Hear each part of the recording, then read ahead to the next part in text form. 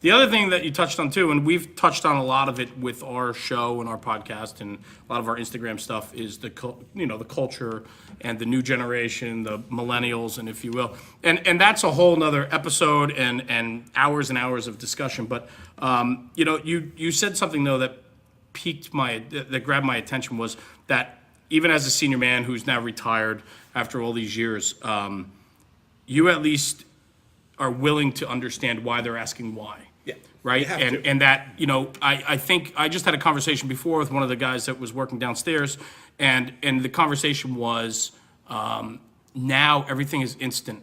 Whereas years ago, change would take 5 years. Now change takes 5 minutes. Oh, I mean, I can remember, we couldn't wait for Firehouse magazine to come out. Right. That was it. Your Yeah. monthly issue, man. Yep. It was almost as cool as Playboy. It was, because that was our real first communication with each other as a national organization.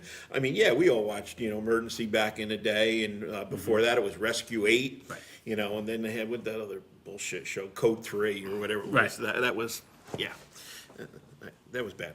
But anyway, that the trade magazines are which actually brought us all together to, you look at an article and you would read something about what's going on in some other part of the country and you say, hey, let's try that here. Yeah. That might work or that might work, It's funny because there was a graduation from, I forget who it was. It might have been Stroka that when he graduated, but the guy from Syracuse was up talking about it. And it was one of the things that actually got taken away from it from me, was that he said he wasn't happy with social media because social media creates an immediate thing, but then there's no room for innovation anymore, and that innovation took time. And in Syracuse, you had to work on a skill and make sure that it was working before you wrote an article about it. He said now it's this instant thing. We pull a hose once and we take a video of it and it's out there, and now you're considering yourself an innovator, but in reality back then that stuff took time. And we're talking Syracuse. Yeah. Syracuse Yeah. was the first fire department in the state of New York to go to mini pumpers. yes. They ran mini pumpers to calls instead of a full-size engine because a lot of their streets. They were still into the mid-'70s using aluminum fire helmets.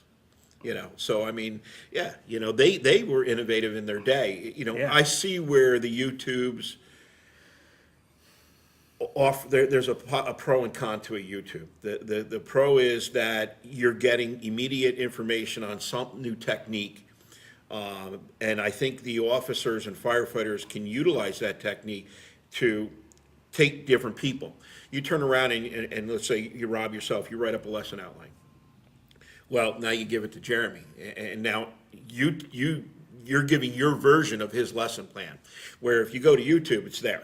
Right. It's already there, and you, as an instructor, as an officer, you can utilize that to back up what you're saying, or you back up the YouTube moment.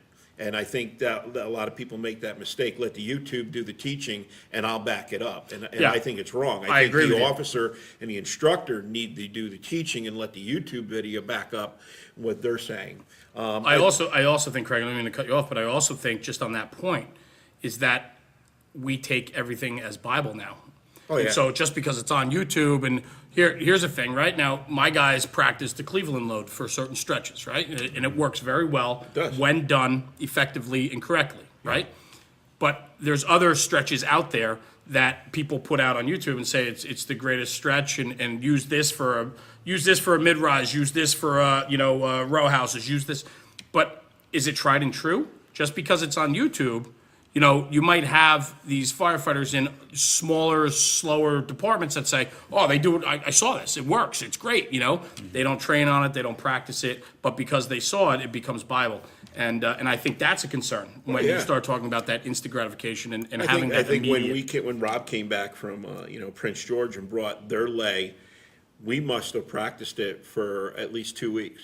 And then we also did the Cleveland load. We did an apartment lay. Right. And there was a couple of versions down at Garland to try to see which was actually the most easiest for us. Yes. Or we had to modify what we saw on YouTube. Right. And again, you got to look at where it's coming from. At least it wasn't Yes. on CNN, because then it was fake news. But the YouTube at least gives you an idea of what's out there, and then you modify it to what makes work for you.